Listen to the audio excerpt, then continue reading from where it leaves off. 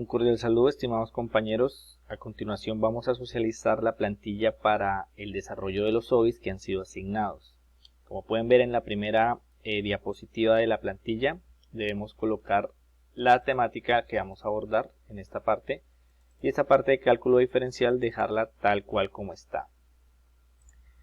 En la segunda plantilla o diapositiva vamos a encontrar los objetivos. Es importante que los objetivos siempre hagan uso de un verbo que induzca el conocimiento a nivel de comprensión o de apropiación. Por eso cualquier sinónimo como comprender, abordar, conocer, apropiar, ¿sí? van a ser bien aplicados en la parte de los objetivos para un OBI. El general debe iniciar en verbo en infinitivo, ¿sí? Se debe iniciar en verbo en infinitivo y debe ser más genérico para los conceptos de la unidad. Digamos, apropiar el concepto de relación funcional y su relación con el cálculo diferencial, ¿sí?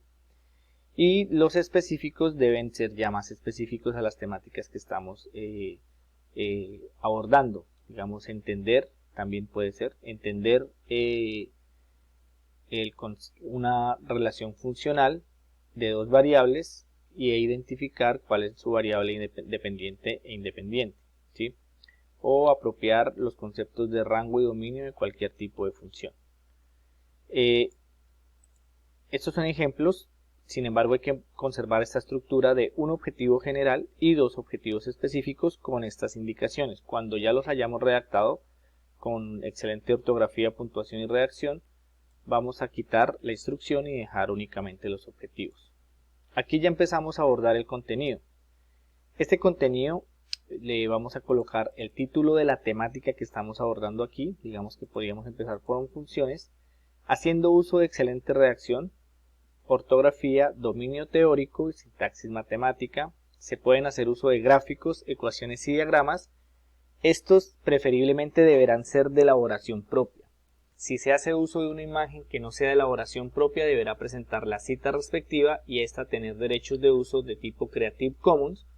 O si hacemos uso de una imagen, un diagrama de los libros que cuenta nuestro repositorio y los cuales se han definido como contenidos formales para el curso, que es el libro de Conamat, el libro de Larson o el libro de Camacho, podemos colocar el diagrama como está aquí en el ejemplo.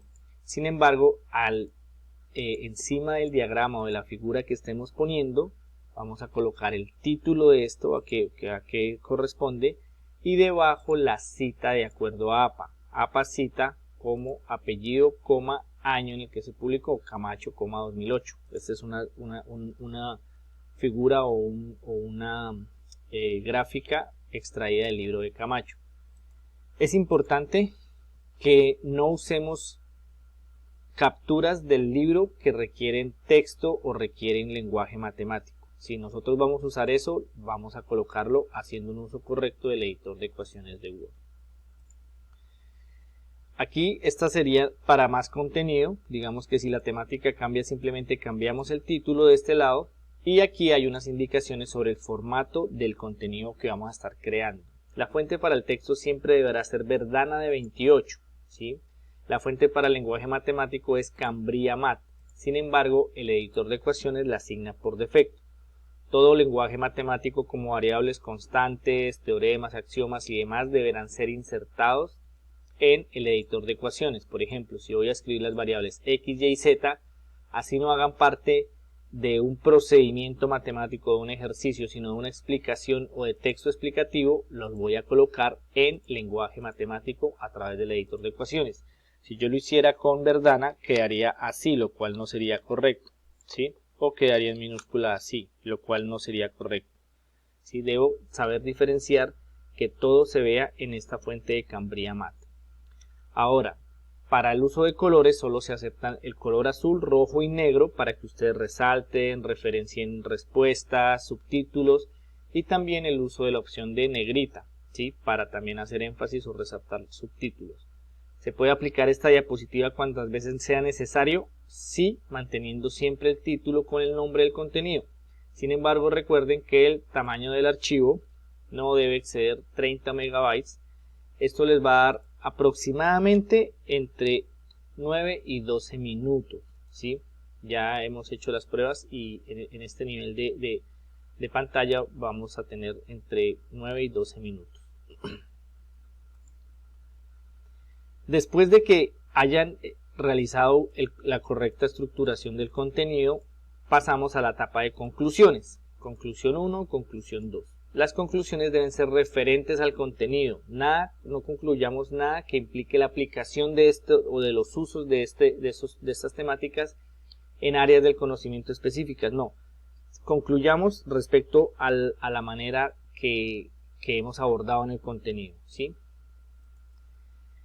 Después de esto, aquí es importante aclarar que dentro del contenido es importante relacionar por lo menos un ejemplo de la temática que se está abordando, un ejercicio. Te estoy explicando rango y dominio, pues un ejemplo del rango y dominio de una función, cuadrática, lineal o racional, como se quiera explicar.